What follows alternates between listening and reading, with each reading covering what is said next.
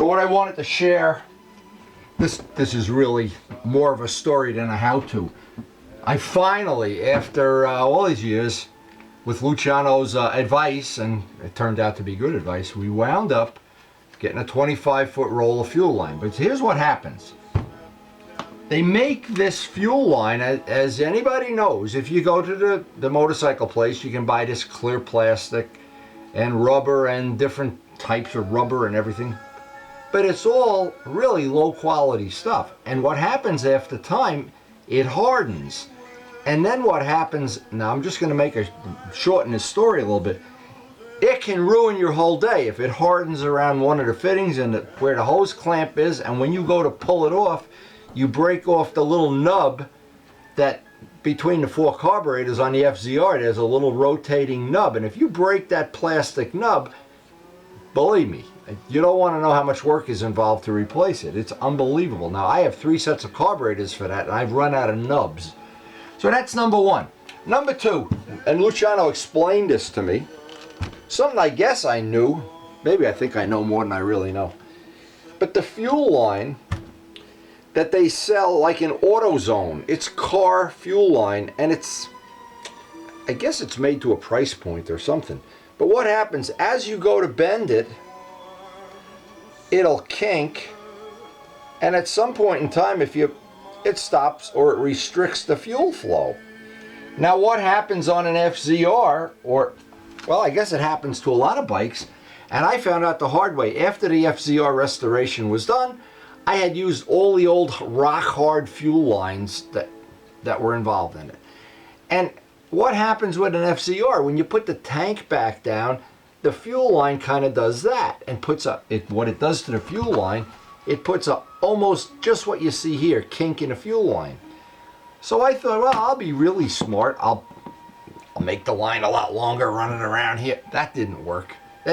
Every time you'd go to put the tank down, it would pinch the fuel line. So I finally decided I'd break my tradition and go down to AutoZone and buy 10 feet of brand new fuel line. That'd be nice and soft and mushy, and I could just bend it around.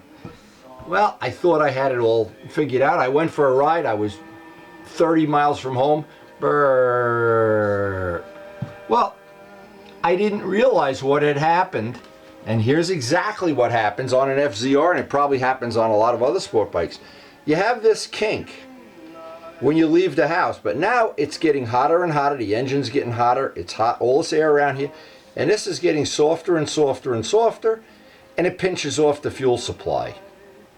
Now, what's nice about this tubing, when it's nice, fresh tubing, what I did, I put a hose clamp where this bends.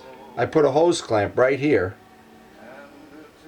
and it solved the whole problem. One hose clamp. I got stuck. I luckily got home without a major issue. But what would happen is, this fuel line is a critical part of the bike. Now what I decided to do, because we're going to put a fuel pump in later this week, every bike I take apart, I'm going to put new fuel line on, because what happened on the RD, the fuel line hardened up, and at some point in time, when you go to take it off the carburetor or off the petcock, it's annoying, or in the worst thing, and it's really cold weather, sometimes it'll leak, and if it leaks, of course, you don't want gas in the shop. So what I'm saying is, this is my little suggestion of the day. This was 25 feet for 18 bucks.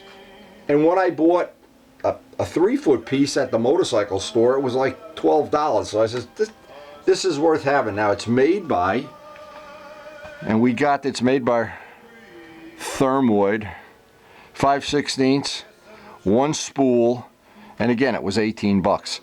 So I hope it'll save somebody from getting stuck, especially if you got an older bike and you got the bike apart anyway.